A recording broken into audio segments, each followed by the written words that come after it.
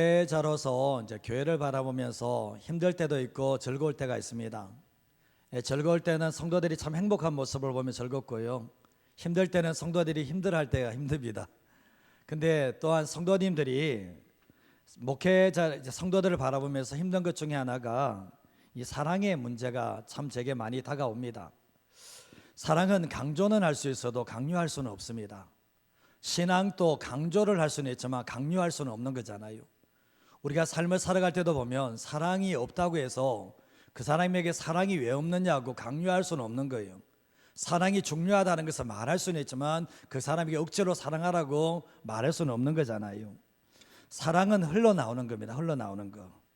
받은 사랑이 많으면 흘러나올 사랑도 많이 있지만 받은 사랑이 없으면 흘러나올 사랑도 없다는 것을 알게 되는데, 우리가 저수지에 물이 가득 차 있으면 메마른 땅에 그 물을 공급해 줄 수 있습니다. 그러나 저수지에 물이 차 있지 않으면 메마른 땅에 아무리 땅이 쪽쪽 갈라진다 할지라도 거기에 물을 공급해 줄 수는 없다라는 거죠.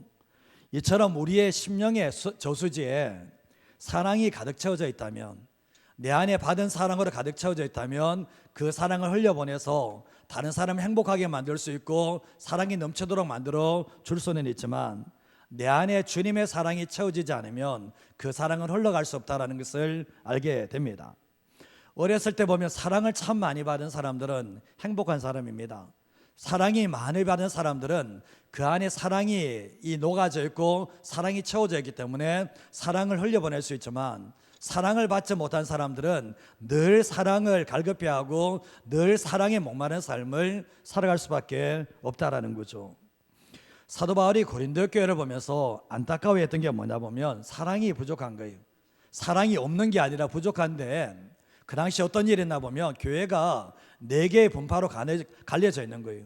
어떤 사람들은 베드로파라 그러고, 어떤 사람은 바울파라 그러고, 어떤 사람은 아볼로파라 그러고, 어떤 사람은 그리스도파라 그러면서 4개로 나눠져 있는 이런 모습이 있었거든요. 사실은 보면 내가 여기에 속해 있기 때문에 너희를 온전히 사랑할 수 없어, 좀 한마음 같아서 합해지지 않는 그런 모습을 보게 되거든요. 시기가 있고 질투가 있고 이기적인 마음이 있었던 것이 그들의 모습이었는데, 시기와 질투와 이기적인 것은 사랑이 아닙니다. 사랑의 반대만은 무관심이라고 하지만 사랑의 반대만은 이기적인 거예요. 이건데 그 교회가 이런 모습이 나타났던 거죠. 근데 그리스도 안에서 한 마음과 한 뜻으로 품어라, 사랑으로 연합하라고 그랬지만 이미 분파가 나눠진 상태에서는 하나 되기가 힘들었던 것이 그 교회의 모습이었던 겁니다. 사람들이 후회하는 것 중에 하나가 뭐냐 보면 사랑의 문제입니다. 왜 그때 더 사랑하지 못했을까? 왜 그때 더 사랑해 주지 못했을까? 후회가 남을 때가 참 많거든요. 저도 어머님이 돌아가셨지만 지금도 어머님 생각하면 돌아가셨지만 항상 미안하고 죄송한 마음으로 가득합니다. 받은 사랑은 참 너무나 큰데 돌려드릴 사랑이 없다는 거, 돌려주고 싶어도 돌려줄 때가 없다는 것이 마음이 너무나 아픈데, 사랑은 내일 하는 게 아니에요. 오늘은 힘드니까 내일 사랑해야지, 그게 아니라 내일이라는 시간은 우리에게 찾아오지 않아요. 사랑은 오늘 해야 된다는 것을 알게 되는데, 저도 어머님을 사랑하고 섬기기 위해서 부산에 이렇게 내려오게 됐거든요. 하나님의 인도하심이 가장 컸지만, 그러나 어머님은 기다려주지 않았습니다. 그래서 제가 깨닫는 게 뭐냐 보면 사랑은 다음으로 미루는 게 아니다. 아무리 바빠도 아무리 힘들어도 오늘 사랑해야 될 사랑을 사랑하지 않으면 결국 후회에 남는다는 것을 참 많이 깨닫게 됩니다. 내가 만나는 모든 사람에게 후회 없는 사랑을 하는 게 중요합니다. 자식들에게도 부모가 정말 이렇게 아낌없는 그 사랑을 해야 되는데 늘 부족하기 짝이 없다는 것을 깨닫게 되는데, 조금 더 따뜻하게 조금 더 아낌없이 사랑한다면 우리의 삶에 후회가 그렇게 남지 않는다는 것을 알게 됩니다. 목회자 입장에서 성도들이 하나님과 예수님을 더 뜨겁게 사랑하고 서로 지체들끼리 정말 뜨겁게 사랑하고 그리고 이웃을 사랑하며 섬기는 그런 모습을 보면 목회자로서 기분이 좋습니다. 왠지 모르게 기분이 좋아요. 성도들께 사랑하면서 웃는 모습을 보고 그리고 그 사랑을 흘려보내는 그런 모습을 보면 그 보는 모습 자체로 기쁠 때가 참 많이 있거든요. 그게 교회이고 그것이 주님이 세우고자 하는 교회의 참모습이기 때문에 그렇습니다. 그래서 하나님과 예수님에 대해서 가족에 대해서, 교회 지체에 대해서, 우리가 알지 못하는 이웃들에 대해서, 또 아는 이웃들에 대해서 우리가 사랑하며 품어주며, 정말 말로만 사랑하는 게 아니라 행함으로 사랑을 표현해 나갈 때 그 교회가 바로 주님이 찾으시는 교회라는 것을 알게 됩니다. 과거에 이제 밥점수 목사님이 지었던 책 너는 내 친구라는 책을 읽어보면서 거기에서 두꺼운 책이지만 재밌게 읽었습니다. 근데 그 책에서 많은 사람이 천국 문 앞에 선다는 거예요. 정말 죽고 난 뒤에 마지막 예수님이 오셔서 천국 문 앞에 서는데 예수님께서 한 사람 한 사람에게 질문을 하시는 거예요. 질문을 하시는데 사람들이 천국 문 앞에 딱 서 있는 이 줄을 딱 서 있는데 예수님이 천국 문 앞에 서 계시면서 딱 한 가지 질문이 뭐냐 보면 너는 사랑하기를 배웠느냐? 너는 사랑하기를 배웠느냐? 이 질문 하나를 한다는 거예요. 그런데 어떤 사람들은 사랑하기를 배웠다라고 얘기했을 때 주님 부족하지만 사랑하기를 배우면서 지금까지 삶을 살았다 그러면 주님께서 천국 문으로 들어가게 하시는 그 내용들을 적어놨는데 그 내용들에 대해서 다 제가 받아들이겠다 그게 아니라 예수님께서 무엇에 많은 관심을 가지는가 그 책을 통해서 보게 되었습니다. 우리의 삶을 살아갈 때 사랑이 무엇이냐고 묻는 게 아니고요. 주님은 사랑이 뭐냐고 묻는 게 아니고 너가 정말 사랑하기를 배웠다면 그 사랑을 알고 실천하는 삶을 살았느냐 그 내용을 물으신다는 거죠. 사랑이 천국 가는 기준이라고 말하는 게 아닙니다. 그러나 구원을 받은 사람들은 하나님의 사랑을 받은 것이고 그리고 또한 삶을 살아갈 때 사랑하기를 배우고 실천하는 삶을 살아가는 것이 그리스도인이라는 것을 알게 됩니다. 요한에서 3장 14절 말씀을 보시면 우리는 형제를 사랑함으로 사망에서 생명으로 들어간 줄을 알거니와 사랑하지 아니하는 자는 어디에 머물러 있습니까? 사망에 머물러 있다라고 말씀을 합니다.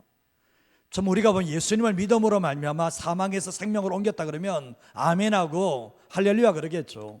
그런데 이 말씀에서는 우리가 형제를 예수님을 사랑한 것도 아니고 하나님을 사랑한 것도 아니고 형제를 사랑함으로 말미암아 사망에서 옮겨 생명으로 들어간 줄을 너희가 알거니와 형제를 사랑하지 않는 자는 지금 생명에 들어간 게 아니라 사망에 머물러 있다라고 주님이 사도 요한을 통해서 말씀을 하고 있는 거예요. 구원의 조건으로서 형제 사랑을 이야기하는 게 아니에요. 생명으로 들어간 자의 증거가 뭐냐 보면 형제 사랑이라는 것을 이야기하고 있는 거거든요. 구원받은 사람으로서 형제 사랑은 당연히 마땅히 나타나는 증거라는 거예요. 내가 구원을 받았다, 내가 하나님의 자녀가 됐다는 것은 형제 자매를 사랑하는 것이 반드시 드러나지 않으면 그 사람은 사망에 머물러 있는 사람이 된다라고 말씀을 하고 있는 거예요. 근데 사도 요한은 보면 구원받은 사람으로서 형제 사랑을 대단히 강조를 하고 있는데 표준 세번역에는 이렇게 말씀하고 있는데 같이 한번 읽어보겠습니다. 우리가 이미 죽음에서 생명으로 옮겨갔다는 것을 우리는 압니다. 이것을 아는 자는 우리가 형제 자매를 사랑하기 때문입니다. 사랑하지 않는 사람은 죽음 가운데 머물러 있습니다. 우리가 이미 죽음에서 생명으로 옮겨갔다는 것을 우리는 알지만 이것을 아는 방법이 뭐냐? 우리가 형제 자매를 사랑하는 것이 죽음에서 생명으로 옮겼다는 것을 알게 되는 중요한 요소라고 말씀을 합니다. 그러면서 형제 자매를 사랑하지 않는 사람은 주님과의 분리된 상태, 그 죽음 가운데 머물러 있다라는 것을 말씀하는 거예요. 우리가 그런 이야기 하잖아요. 행함이 없는 믿음은 죽은 믿음이다 라는 표현을 하고 있죠. 근데 이 말씀을 보면 형제를 사랑하지 않는 것도 결국은 그 신앙 자체가 죽은 신앙이라는 것을 분명히 말씀하고 있는 거예요. 사랑은 해도 되고 안 해도 되는 것인가? 내 구원받았으니까 하나님의 자녀 됐으니까 사랑은 해도 되고 안 해도 되는 것인가? 그게 아니라 구원을 받은 사람들은 형제 사랑으로 그 구원의 증거가 나타나지 않으면 그 구원은 아직 사망이라고 분명히 말씀을 하고 있다는 거죠. 내가 구원받은 증거가 뭐로 나타나는가? 뭐로 나타난다는 겁니까? 사랑으로 나타난다는 것을 분명히 말씀하고 있는 거예요. 우리의 삶에 실패가 없었던 사람이 있습니까? 내 인생 되돌아보면 부끄럽고 수치스러운 과거가 없었던 사람이 있습니까? 저는 20대 생각하면요, 어떤 데 10대 이렇게 10대까지는 아니지만 20대 초반 보면 어디 땅에 숨고 싶은 그런 시간들이 많았습니다. 내 인생 되돌아보면 실패한 것 같고 되돌아보면 수치스럽고 부끄러운 그런 일들이 참 많았거든요. 근데 우리가 아무리 크게 쓰임받는 사람이라 할지라도 예외는 없습니다. 예외는 없어요. 행동의 문제를 이야기하는 게 아닙니다. 그 마음의 상태부터 이야기하는데, 정말 아무리 위대했던 사람이라 할지라도 지난날 되돌아보면 수치스럽고 부끄럽고 내가 왜 그 짓을 했지, 이런 마음들이 어느 누군가에는 다 있다라는 거예요. 세상은 그렇게 얘기하잖아요. 사람 고쳐서는 거 아니다. 사람 고쳐서는 거 아니다, 이런 얘기 하잖아요. 그러나 하나님은 그렇지 않아요. 하나님은 사람을 고쳐서 써요.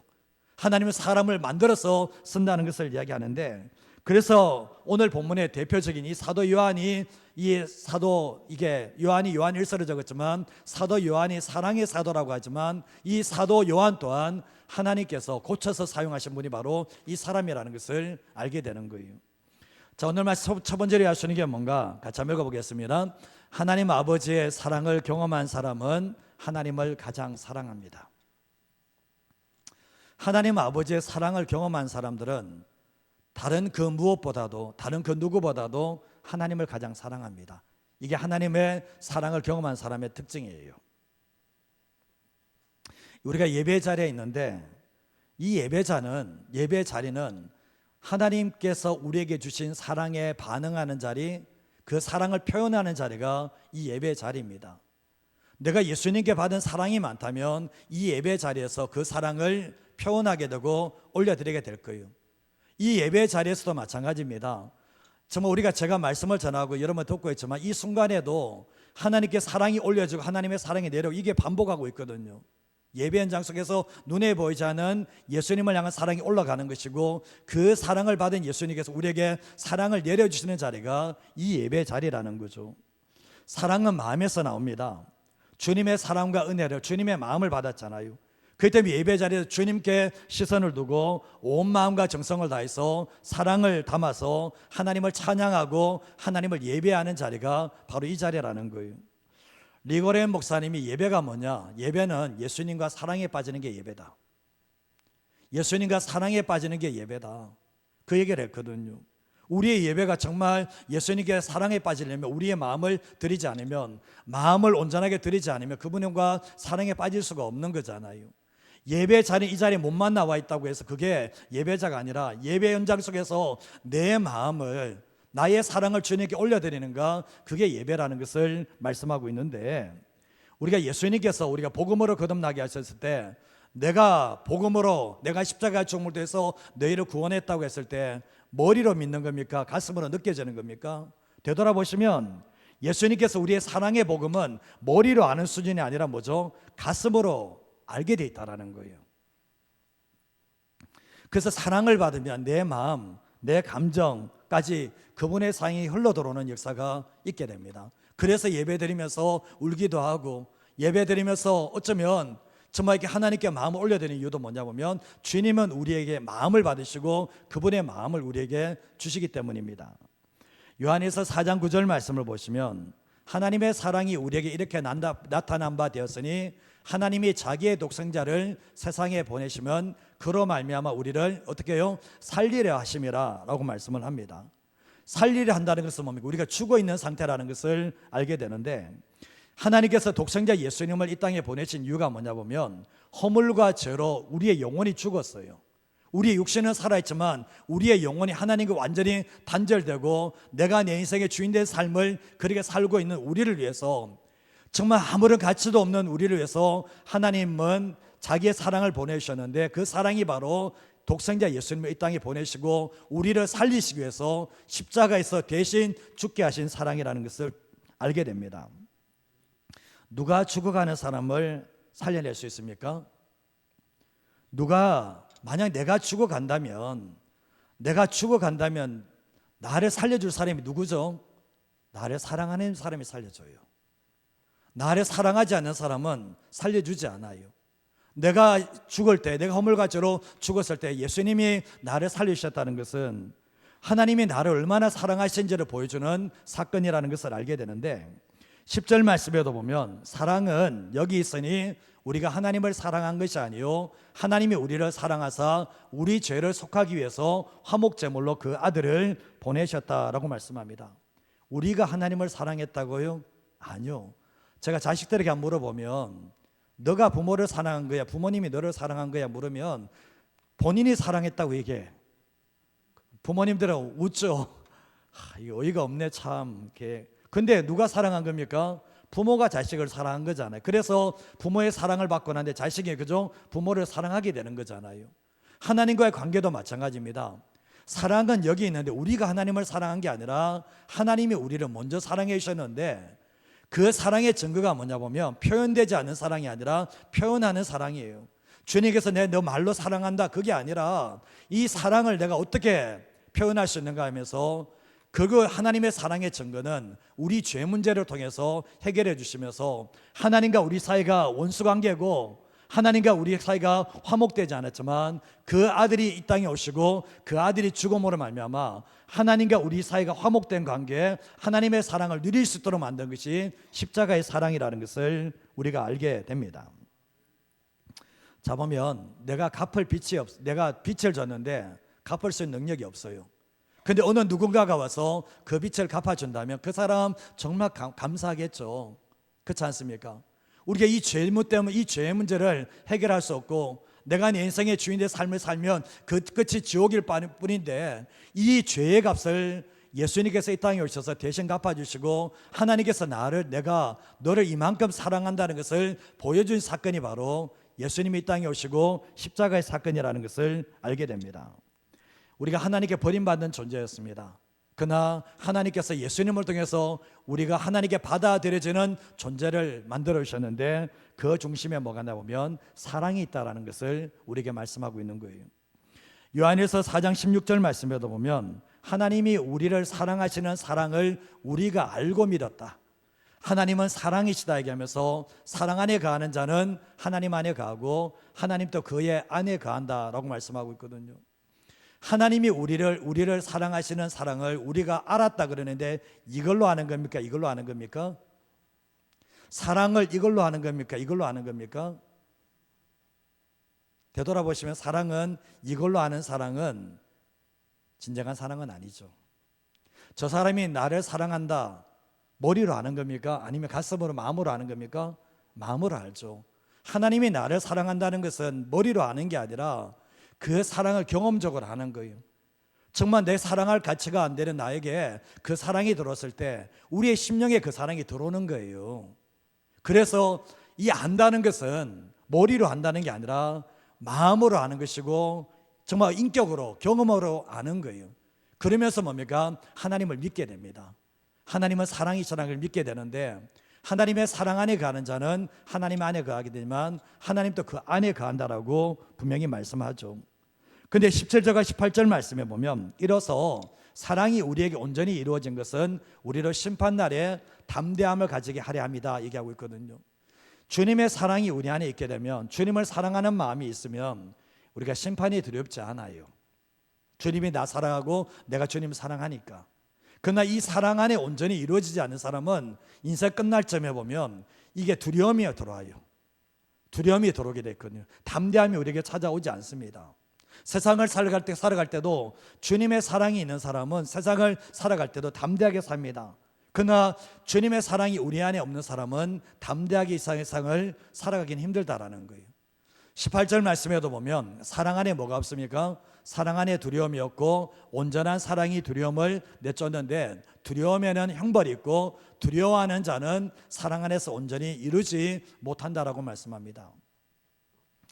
우리 안에 이 두 가지 마음이 공존할 수는 없어요. 내 안에 사랑이 온전하게 임하게 되면 두려움이 사라지지만, 내 안에 사랑이 온전하게 이루어지지 않으면 내 안에 뭐가 들어옵니까? 두려움이 찾아오게 돼 있다는 거예요. 애들이 보면 이렇게 길을 갈 때 부모하고 손을 잡고 있으면 애들이 두려워합니까? 안 두려워하잖아요. 부모님과의 온전한 사랑 안에 있기 때문에 그 안에 두려움은 없어요. 그러나 어머니가 손을 놓치는 순간부터 애 속에 뭐가 들어옵니까? 두려움이 확 밀려 들어오는 거잖아요. 우리의 삶을 살아갈 때도 보면 주님과의 온전한 사랑 안에 있으면 우리 안에 두려움이 없고, 온전한 사랑이 우리가 세상에 살아가면서 온갖 두려움을 다 몰아낼 수 있겠지만, 사랑 안에서 온전하게 있지 못한 사람들은 세상에 살아가면서 늘 두려움, 늘 염려가 찬 그런 삶을 살아갈 수밖에 없다라는 거죠. 근데 19절 말씀에 보면 우리가 사랑함은 그가 먼저 우리를 사랑하셨다라고 말씀을 합니다. 우리가 예수님을 사랑하는 이유가 뭡니까? 주님이 우리를 사랑해 주셨기 때문이죠. 자식들이 부모를 사랑하는 이유가 뭡니까? 부모가 자식을 사랑해 줬기 때문에 사랑하는 원리가 똑같다는 것을 말씀하는데, 정말 예수님께서, 하나님께서 우리를 아무 조건 없이 우리를 사랑해 주셨기 때문에 그 사랑을 받은 사람은 하나님을 사랑하게 돼 있다는 거예요. 우리가 되돌아보면 하나님의 사랑을 받은 사람이 하나님을 사랑하지 않는다, 그 말이 됩니까? 됩니까? 안 되죠. 하나님의 사랑을 받은 사람이 하나님을 사랑하지 않는다, 그거는 말이 안 된다는 것을 알게 되는 거잖아요.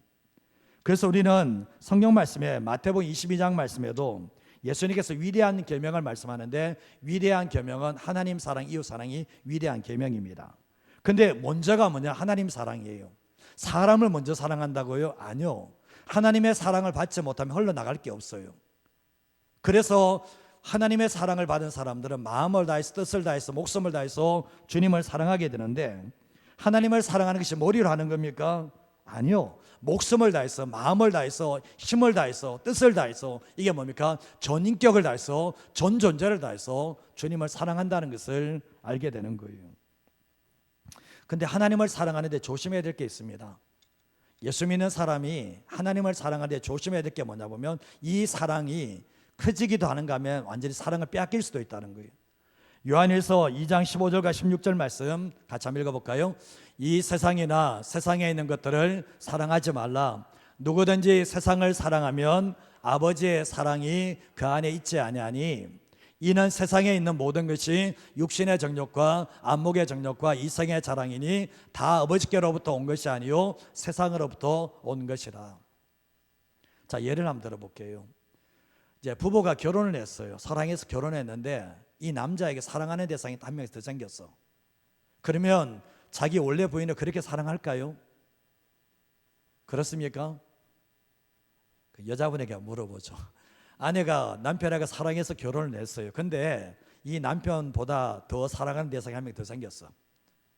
그러면 이 아내가 정말 남편이 사랑이 그 안에 있겠습니까? 아니잖아요. 똑같은 원리예요. 우리의 삶을 살아갈 때 되돌아보시면 하나님을 사랑한다고 하면서 내 안에 세상을 사랑하는 마음이 들어오면 뭡니까? 이 하나님의 사랑을 여기에 다 뺏겨버리는 거예요. 그래서 이 세상이나 세상의 것들 사랑하지 마라 그렇게 하면서, 세상 사랑하면 아버지의 사랑이 그 안에 있지 않다 얘기하면서, 이 세상의 사랑이 뭐냐? 육신의 정욕과 안목의 정욕과 이성의 사랑들, 대부분 다 눈에 보이는 것들이에요. 이걸 추구하는 삶을 살 때 결국 뭡니까? 우리 안에 아버지의 사랑을 빼앗겨버리고 계속 잃어버리는 삶을 살게 된다는 것을 얘기하는 거예요. 그래서 예수 믿는 사람이 내 안에 주님의 사랑을 빼앗기지 않기 위해서 조심해야 될 이유가 바로 여기에 있다는 것을 알게 되는 거예요. 신앙생활을 하는 이유가 뭡니까? 사랑하는 주님을 더 사랑하기 위해서. 맞나요? 신앙생활 하는 이는 사랑하는 주님을 더 사랑하기 위해서 신앙생활을 하는 겁니다. 그래서 하나님께서 우리에게 가장 좋은 것을 주셨는데 가장 좋은 것은 사랑이었다는 거예요. 그러면 우리의 삶을 살아갈 때도 내가 하나님의 사랑을 받았다면 가장 먼저 사랑해야 되고, 정말 가장 크게 사랑해야 될 분이 바로 정말 하나님이시라는 것을 잊어버리지 말고 하나님의 사랑을 놓쳐버리지 않는 그러한 사람 되시기를 주님의 이름으로 축복합니다. 두 번째 레슨이 뭔가 한번 읽어보겠습니다. 사랑의 기준은 예수님이 나를 사랑한 것 같이 서로 사랑해야 합니다. 이게 형제 사랑을 이야기하고 있는데, 형제를 사랑하지 못한 사람은, 사랑하지 않는 사람은 사망에 머물러 있다 얘기했거든요. 근데 형제를 사랑하는 기준이 뭐냐? 예수님이 나를 사랑한 것처럼 서로 사랑해야 된다라고 말씀을 합니다. 사랑은 선택이 아니에요. 예수 믿는 사람에게 있어서 사랑은 선택이 아니라 필수라는 것을 알게 되는데, 사도 요한이 사랑을 말합니다. 사랑 계속 이야기하고 있거든요. 근데 사도 요한이 원래 사랑의 사도였는가? 이런 사람 아니었습니다.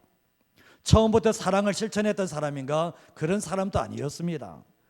요한의 과거 별명이 보아느게입니다. 우리의 아들. 이게 누가복음 9장에 보면 예수님께서 이제 제자들과 함께 사마리아를 거쳐서 예루살렘으로 가려고 하는데, 이 사마리아를 지나가는데 사마리아 사람들이 거부를 하는 거예요. 그때 이 사도 요한이 했던 말이 뭐냐 보면, 하늘에서 불을 내려서 저들을 멸하시기를 원하나이까?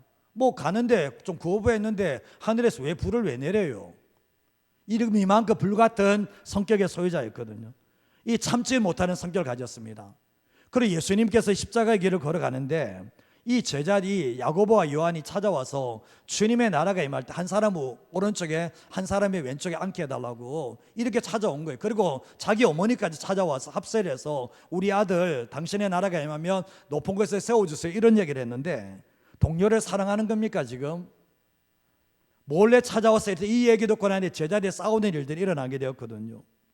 이들은 뭡니까? 동료를 생각하지 않았던 거예요. 정말 이 자기 유익을 위해서 자기 성공을 위해서 동료들 어쩌면 무시하는 그런 모습이 있었던 거죠. 근데 이들이 달라졌습니다.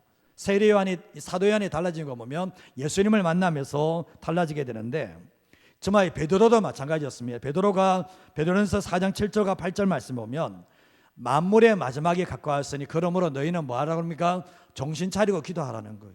왜 이런 얘기 하는지 아십니까? 베드로가 기도 안 하다가 어떻게 됐습니까? 시험에 걸려버린 거예요. 그 다음에 이야기하는 게 뭐냐? 8절 말씀에 무엇보다도 뜨겁게 서로 사랑할지니 사랑은 허다한 죄를 덮는다라고 말씀을 합니다. 결국 뭡니까? 사랑을 정말 이렇게 얼마나 중요한지에 대해서 분명히 말씀을 하고 있거든요. 예수님께서 요한복음 13장 34절에 35절 말씀에 새로운 계명, 새 계명을 준다 하면서 서로 사랑하라고 얘기합니다. 계속 이전에는 믿음에 대해서 얘기하다가 갑자기 돌아가실 때 되니까 사랑에 대해서 얘기하는데 서로 사랑하라는 거예요. 근데 사랑의 기준이 뭡니까? 내가 너희를 사랑한 것 같이 너희도 서로 사랑하라고 말씀하는 거예요. 내가 너희 얼마나 사랑하는지 알지? 너 내가 너희를 사랑하는지 알지? 그러면 내가 너희 사랑한 것처럼 너희도 사랑하라고 말씀을 하고 있거든요. 그러면서 35절 말씀에 너희가 서로 사랑하면 이로써 모든 사람이 너희가 내 제자인 줄 알 거야. 내가 사랑의 스승이니까 너희가 내 제자이면 너희가 서로 사랑하면 너희가 내 제자인 줄 알게 될 거라고 말씀을 했는데 제자들의 귀에 들리지 않습니다. 욕심에 가득 차 있고 야망이 가득 차 있으니까 사랑은 뒤에 던져버렸거든요. 그렇게 하지 않았거든요. 근데 주님은 내가 너희를 사랑한 것 같이 내가 너희를 위해 목숨을 주는 것처럼 너희도 그렇게 서로 사랑하라고 말씀을 하셨거든요. 근데 요한일서 3장 15절과 16절 말씀 같이 한번 읽어볼까요? 그 형제를 미워하는 자마다 살인하는 자니 살인하는 자마다 영생이 그 속에 거하지 아니하는 줄을 너희가 아는 바라. 그가 우리를 위하여 목숨을 버리셨으니 우리가 이로써 사랑을 알고 우리도 형제들을 위하여 목숨을 버리는 것이 마땅하다. 해도 돼도 안 해도 되고 아니라 형제를 사랑하는 것이 마땅하고 당연한 일이라 분명히 말씀을 하고 있습니다. 형제를 사랑하지 않는 자는 사망에 머물러 있다. 형제 사랑은 구원에서 나오는 구원받은 자에게 나오는 당연한 결과라는 것을 말씀하고 있는데 이것이 없다면 그는 사망에 머물러 있는 사람이죠. 아주 강하게 얘기합니다. 내가 구원을 받았다고 얘기하면서 형제를 사랑하지 않는다. 그 신앙은 자기를 속이는 거예요. 그 신앙은 자기를 속이고 있는 거예요. 그럴 수가 없는 거예요. 그 속에 영생이 없는 거예요. 우리가 좀 전에 나왔지만 15절 말씀을 보시면 뭐라고 얘기하는 겁니까? 형제를 미워하는 자마다 살인하는 자인데 살인하는 자는 그 안에 뭐가 없습니까? 영생이 없어요. 이게 너희가 아는 바라는 거예요. 그러면서 16절 말씀에도 동일하게 하는 것이 그가 우리를 위해서 목숨을 버렸다면 우리가 이로써 사랑을 안다면 머리로 하는 게 아니라 그분이 나를 얼마나 사랑한지를 안다면 우리도 형제들을 위해서 목숨을 버리는 것이 사랑이고 희생적인 사랑이 바로 마땅하다라고 말씀을 하고 있는 거예요. 근데 사랑은 그래서 해도 되고 안 해도 되는 것이 아니고 구원받은 사람에게는 이 사랑은 당연하게 나타나는 결과라는 것을 이야기하는 거예요. 요한에서 4장 7절에서 8절 말씀에도 보면 사랑하는 자들아 우리가 서로 사랑하자. 사랑은 어디에 속했습니까? 하나님께 속한 것이니 사랑하는 자마다 하나님으로부터 나서 하나님을 알고 사랑하지 아니하는 자는 하나님을 알지 못하나니 이는 하나님은 사랑이다라고 말씀을 합니다. 사랑하는 자들은 사랑하는 자마다 하나님으로부터 났다. 사랑하지 않는 사람은 하나님으로부터 난 게 아니다. 이런 이야기 하잖아요. 하나님은 사랑이라고 분명히 말씀을 하고 있습니다. 11절과 12절 말씀에도 사랑하는 자들아 하나님이 이같이 우리를 사랑하셨은즉 우리도 서로 사랑하는 것이 뭐라고요? 마땅하다는 거예요. 마땅하다. 12절 말씀에도 어느 때는 하나님을 본 사람이 없으되 만일 우리가 서로 사랑하면 하나님이 우리 안에 거하시고 그의 사랑이 우리 안에서 온전히 이루어진다라고 말씀을 합니다. 그래서 결국 뭡니까? 하나님의 사랑을 받은 사람은 하나님이 이같이 우리를 사랑하셨은즉 11절 말씀 이같이 사랑하셨은즉 우리도 서로 사랑하는 것이 마땅하다 이야기하면서 우리가 서로 사랑하면 12절 말씀에 우리가 서로 사랑하면 하나님이 우리 안에 거하신다. 그리고 그의 사랑이 우리 안에서 온전해진다라고 말씀을 합니다. 반대로 뒤집으면 우리가 서로 사랑하지 않으면 하나님의 사랑이 우리 안에 온전하게 거하지 못한다. 그렇게 말씀을 하고 있죠. 이거는 결국 뭡니까? 주님 사랑만을 얘기하는 게 아니잖아요. 정말 예수 믿는 사람이 주님 사랑하지 않는다고 말하는 사람 어디 있습니까? 주님 다 사랑한다 그럽니다. 근데 그게 거짓말이 있을 수 있다는 거 아십니까? 형제를 사랑하지 않는 사람은 주님을 사랑하는 사람이 아니라고 얘기해요. 성경에서는. 20절 21절 말씀 같이 한번 읽어볼게요.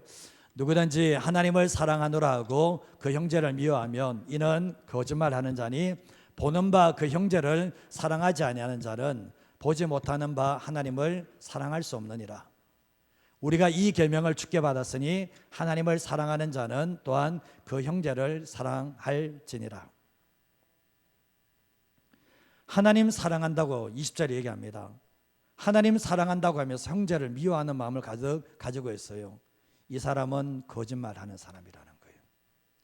형제들에 대해서 무관심하고 형제들이 뭘 하도 관심 없어하고 그런 사람들이 하나님을 사랑하는 사람인가? 성경에서는 거짓말이라 그래요.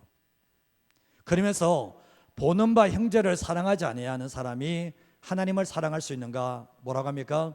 없다라고 얘기하잖아요. 눈에 보이는 부모를 사랑하지 않는 사람이 눈에 보이지 않는 하나님을 사랑한다고요? 그 거짓말입니다. 그 사람은 거짓말하고 있네. 자기 입으로 거짓말하고 있는 거예요. 그래서 뒤에 말씀해 보면 이 계명, 사랑의 계명을 주께 받았는데 하나님을 사랑하는 자는 또 뭐랍니까? 그 형제를 뭐죠? 사랑해도 된다. 안 해도 된다. 그게 아니라 사랑해야 된다. 그 말씀을 하고 있는 거잖아요. 요한일서 5장 1절과 2절 말씀에도 보면 예수께서 그리스도이심을 예수님께서 나의 구원자이심을 믿는 자마다 하나님께로부터 난 자입니다. 근데 또한 낳으신 이가 누굽니까? 하나님이 우리를 낳으셨으면 구원받은 사람은 낳아주신 이를 사랑하자. 자녀들이 낳아주신 부모를 사랑한 것처럼 우리에게 생명을 주신 영생을 주신 낳아주신 그 하나님을 사랑하는 자마다 그에게서 난 자를 사랑한다는 거예요. 나만 낫습니까? 나만 하나님께보다 난 거예요? 아니잖아요. 옆에 사람들도 하나님보다 낫잖아요. 그러면 나를 낳아주신 하나님을 사랑하는 사람은 그에게서 난 형제 자매를 사랑하게 된다라고 말씀하고 있잖아요. 부모님들이 제일 힘든 것 중에 하나가 뭔지 아십니까? 자식들이 참 많은데 다 부모를 사랑해. 근데 자기는 사랑하지 않아. 형제들은 사랑 안 해. 이런 일이 있습니까? 없습니까? 있죠. 정말 이 자식들은 다 부모를 사랑한다 그런데 함께 뱃속에서 나왔는데도 불구하고 서로 사랑하지 않아. 시기하고 질투하고 이런 모습이 뭐냐 보면 그게 사랑이냐? 그분은 부모님도 사랑하는 게 아니에요. 부모님도 사랑하는 게 아니라는 거예요. 주님이 말씀하는 게 뭡니까? 예수님의 구원자 되심을 믿는 사람이 하나님께로 난 자, 하나님의 생명을 받은 자인데 정말 자기를 낳아주신 하나님을 사랑하는 사람은 그에게서 난 형제들을 사랑하는 것이 정상적인 모습이라고 얘기하는 거예요. 그러면서 2절 말씀에도 뭐라고 합니까? 우리가 하나님을 사랑하고 그의 계명을 지킬 때 우리가 하나님의 자녀를 사랑하는 줄을 안다 얘기하는 거예요. 우리가 하나님을 사랑하고 그의 계명이 사랑의 계명입니다. 그 사랑의 계명을 지킬 때 우리가 하나님의 자녀를 사랑하는 줄 안다라고 말씀을 하고 있는 거잖아요. 근데 결국은 뭡니까? 우리가 신앙생활 할 때 우리를 낳아주신 하나님을 사랑하는 사람들은 동일하게 형제자매된 사람들을 사랑하는 것이 분명히 주님께서 원하시는 모습이고 이게 구원의 증거라고 우리에게 말씀하고 있는 거예요. 요한에서 3장 18절 말씀을 같이 한번 읽어보겠습니다. 자녀들아 우리가 말과 혀로만 사랑하지 말고 행함과 진실함으로 하자. 요즘 보면 저도 그렇게 하죠. 사랑합니다, 축복합니다 이야기하면 느껴지던가요? 말과 혀로 하는 거 아니에요? 사실은 자기 좋아하는 사람에게는 사랑합니다, 축복합니다 뭐 그게 잘 돼. 저 옆에 있는 사람은 안 돼. 그게 뭐죠? 그 형제를 사랑하는 마음은 없는 거예요. 사실은 그 당시 때도 보면 사랑한다는 사람이 얼마나, 하나님 사랑한다는 사람이 얼마나 많았겠습니까? 근데 형제가 지금 여기에 굶주려서 죽고 있어요. 근데 덥게 하라, 따뜻하게 하라, 그게 사랑입니까? 그게 아니죠. 그래서 이 말이 나온 거예요. 말로 혀로만 사랑하는 것은 그 사랑 아니라는. 물론 아무것도 줄 수 없는 가운데서 힘들은 사람들에게 힘내라고 격려하고 기도해 줄게, 이거 진짜 사랑 맞습니다. 그거. 그러나 뭐죠? 우리가 정말 도와줄 수 있는 상황 가운데서도 말과 혀로만 하고 있다면 그거는 사랑이 아니라는 것을 이야기하고 있고, 그런 사람은 형제를 사랑합니까? 안 합니까? 형제는 성경 말씀에 위급한 때를 위해서 났거든요. 형제는 위급할 때 다른 사람은 안 도와줘도 형제는 위급할 때 도와주잖아요. 우리가 예수 믿는 사람이 형제 자매라면 위급할 때 어떻게 됩니까? 어떻게 되죠, 정동 미사님? 도와줘야 되죠, 당연히. 형제인데. 그렇지 않습니까? 그래서 사랑이, 주님께서 하시는 말씀이 정말 너희들이 나를 사랑한다면 내가 너희를 사랑한 것처럼 너희도 형제를 사랑하는데 말로만 하지 말고 생각으로만 하지 말고 삶을 통해서 그 행동을 드러내라고 말씀합니다. 이게 나를 사랑한 거라고 말씀하는 거예요. 이런 삶을 살아가는, 나는 사랑이 부족해, 나는 사랑이 안 돼, 그럼 사도 요한의 표현을 빌으면 저 위로 올라가서 구원부터 다시 점검해 보라는 거예요. 그렇게 얘기하는 겁니다. 오늘날 많은 사람들이 뭐죠? 교회 나오시면서 주님만 사랑 안 한다는 사람이 있습니까? 다 하죠. 그 옆에 사람 사랑하십니까? 옆에 사람이 힘들면 목숨 줄 마음이 있으십니까? 성경에서는 마땅하다 그러는데 줄 마음이 있으십니까? 주님은 결국은, 우리가 주님 사랑은 결국은 형제 사랑으로 이어진다는 것을 말씀하는데, 제발 그런 얘기 좀 하지 마시고요. 형제 사랑도 안 하면서 주님 사랑합니다, 그런 함부로 그런 거짓말은 입 밖에 안 하시는 게 좋습니다. 성경에서는 우리 그 말씀을 하고 있는 거예요. 한 가지만 더 말씀을 드리겠습니다. 한번 읽어보겠습니다. 신앙은 조화와 균형을 맞추어 나가야 합니다. 고린도전서 13장 13절 말씀을 보시면 그런즉 믿음, 소망, 사랑 이 세 가지는 어떻게 있다고요? 항상 있을 것인데 그 중에 제일은 사랑이다라고 말씀합니다. 우리가 성경은 조화와 균형을 말하고 있는데 이 땅과 천국은 좀 달라요. 이 땅에서 믿음이 필요합니까? 필요하지 않습니까? 믿음이 필요하죠. 이 땅에 소망이 필요합니까? 필요하지 않습니까? 소망이 필요합니다. 그러나 천국에 가면 다른 게 믿음과 소망은 필요 없어요. 천국에서 남는 게 뭡니까? 사랑 외에는 남지 않아요. 그러나 이 땅에서는 믿음과 소망이 필요하고, 그리고 영원히 남는 게 뭡니까? 사랑이 남기 때문에 그 중에 제일은 사랑이라고 말씀을 하고 있습니다. 우리의 믿음과 소망도 사랑으로 완성이 되어지게 됩니다. 사랑이 최고이지만 믿음, 소망이 필요 없다고 생각하시는 분은 그 신앙도 잘못된 거예요. 조화와 균형을 못 맞춰야 되는 거거든요. 오직 사랑하면서 믿음과 소망을 저버리는 것은 그 또한 신앙이 잘못되게 지금 편파적으로 가고 있다는 거예요. 어느 한쪽을 강조하면서 어느 한쪽을 무시하시면 안 된다는 거예요. 믿음의 삶도 중요하고 소망의 삶도 중요하고 사랑의 삶도 중요하다는 거예요. 그죠? 히브리서 11장 6절 말씀 보면 믿음이 없이는 하나님을 기쁘시게 하지 못한다. 믿음이 중요하잖아요. 하나님께 나아가는 사람은 반드시 그가 계시긴다는 믿음이 있어야 되고, 자기를 찾는 자들에게 상 주시는 이시라는 믿음을 가지고 하나님께 나아가야 되잖아요. 그리고 고린도후서 5장 7절 말씀에 이는 우리가 믿음으로 행하고 보는 것으로 행하지 않는다. 예수 믿지 않는 사람은 눈에 보이는 게 전부잖아요. 그러나 예수 믿는 사람들은 눈에 보이지 않는 하나님 앞에서 삶을 사는 거예요. 눈에 보이지 않는 것을 따라 살아가는 삶이야. 눈에 보이지 않는 하나님 앞에서 삶을 살아가는 것이 바로 믿음의 삶이라고 얘기를 하잖아요. 베드로전서 1장 3절과 4절 말씀에 보면 우리 주 예수 그리스도의 아버지 하나님을 찬송하리로다. 그의 많으신 긍휼대로 예수 그리스도를 죽은 자 가운데서 부활하게 하심으로 말미암아 우리를 거듭나게 하사 어떤 소망요?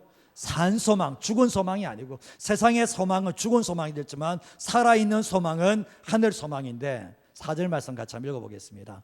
썩지 않고 더럽지 않고 쇠하지 않은 유업을 잊게 하시나니 곧 너희를 위하여 하늘에 간직하신 것이라.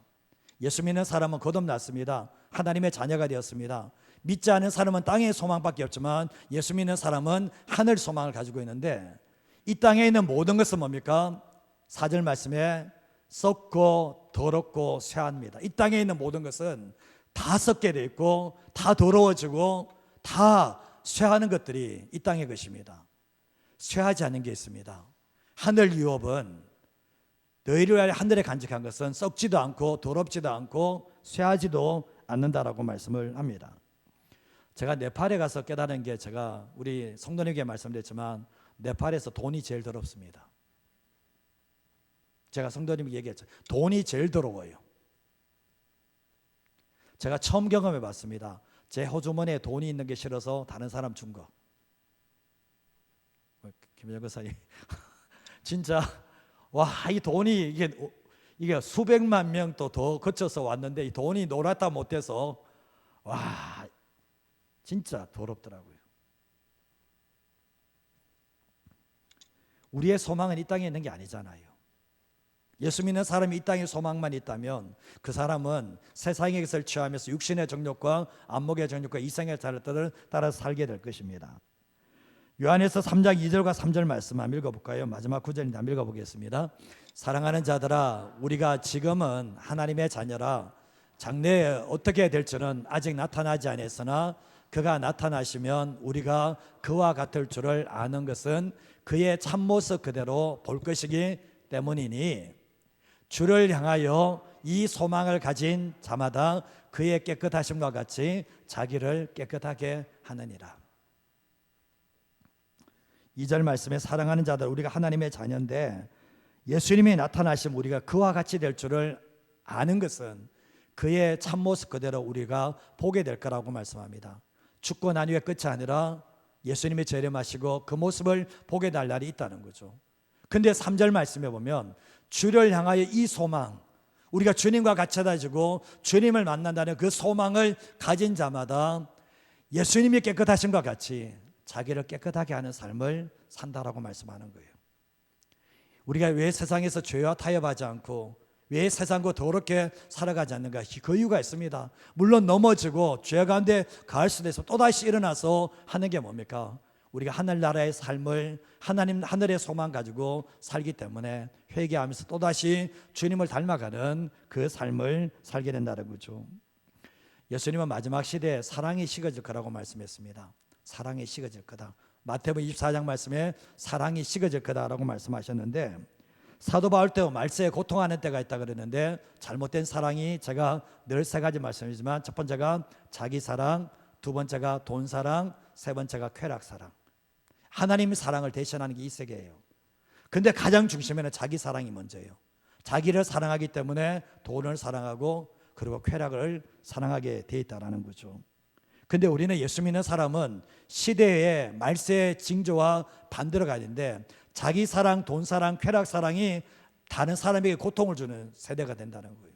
자기밖에 모르니까. 그러나 주님은 뭡니까? 하나님과 이웃 사랑을 조화를 이루라고 말씀합니다. 어떤 분들은 그렇게 하는 분들이 있어요. 하나님 사랑으로만 가요. 어떤 사람은 이웃 사랑으로만 가. 이거 안 믿는 사람의 사랑이에요. 이거는 복음이 빠진 사랑이에요. 이거는 분명히 우리가 잘 아시다시피 하나님의 사랑을 받고 예수님을 어떻게 받고 나니 그 사랑을 흘려보내는 것이 하나님 사랑, 이웃 사랑이 되지만, 하나님 사랑하는 것은 하지 않고 이웃 사랑만 계속 외치고 있다면 그분은 지금 문제가 있는 거예요. 하나님의 사랑 안에서 이웃 사랑으로 가야 된다는 것을 알게 되거든요. 우리가 삶을 살아갈 때 보면 하나님의 사랑을 많이 받는 사람은 절대로 다른 사람을 비난하고 저 사람이 사랑이 없다고 정죄하지 않습니다. 자, 한번 질문해 볼게요. 부모님들이 자녀들에게 사랑 없다고 얘기합니까? 애가 지금 있는데 사랑 없다고 얘기하는 부모 있습니까? 우리가 예를 들면 손자, 손녀가 있으면 보면 이 할아버지가 그 여자한테 뭐 어떤 큰 사랑을 바라는 겁니까? 그냥 와서 뽀뽀 한번 해주고 할아버지 한번 안기면 애가 사랑하는 거 아닙니까? 그거 그죠? 근데 거기에 대놓고 뭐라 합니까? 사랑 없다고 얘기합니까? 그 여자한테 사랑 없다 그래요? 걔 입장에서는 사랑을 다 한 거예요, 사실은. 제가 그런 얘기했죠. 사랑은 받은 만큼 흘러간다. 받지 못한 사람은 계산 잘하는 사람은 그 안에 사랑은 별로 없어요, 솔직하게. 근데 되돌아보시면 사랑은 강조하되 사랑은 강조할 수는 있지만 사랑은 강요할 수 없어요. 그가 문제가 뭔지 아십니까? 내 안에 사랑의 저수지가 메말라 있는데 어떻게 사랑이 나간다는 거예요. 그래서 사랑을 많이 받은 사람이 사랑을 실천함으로 말미암아 정말 사랑이 없는 사람이 그 사랑을 받아서 또 사랑을 실천해 나갈 수 있는 곳이 바로 교회여야 된다는 것을 말씀하는 거죠. 내가 좋아하는 사람을 사랑하고 내가 아끼는 사람을 사랑하는 것은 예수님이 말씀하셨습니다. 세리들도 한다 그랬습니다. 그거는 사랑이 아니고 그건 이기적인 거예요. 되돌아보시면 다 사랑에 갈급한 사람들이 모였어요. 다 하나님을 아버지로 모시는 사람인데 하나님 아버지를 사랑한다는 사람이 왜 옆에 사람을 사랑하지 못하냐는 거예요. 옆에 사람 힘들 때 왜 섬겨주지 못하냐는 거예요. 주님이 내게 받은 사랑은 많은데. 그래서 사도 요한이 하는 말이 뭡니까? 하나님 사랑과 이웃 사랑은, 형제 사랑은 절대로 분리되지 않는다. 이게 구원까지도 연결될 수 있다 얘기하는 거예요. 또 오해하지 마세요. 뭐 사랑이 구원의 조건이다, 저 이런 이야기한 게 아니에요. 근데 구원받은 사람은 그 사랑을 통해서 자신이 구원받은 것을 드러낸다라고 말씀하는 거예요. 그러면 사랑이 얼마나 중요한지 아시겠습니까? 그래서 우리가 신앙생활 할 때 믿음도 중요하고 소망도 중요하고 사랑도 중요하다. 이것이 조화와 균형을 맞춰서 하나님을 닮아가는 우리 모든 성도님 되시기를 주님의 이름으로 축복합니다.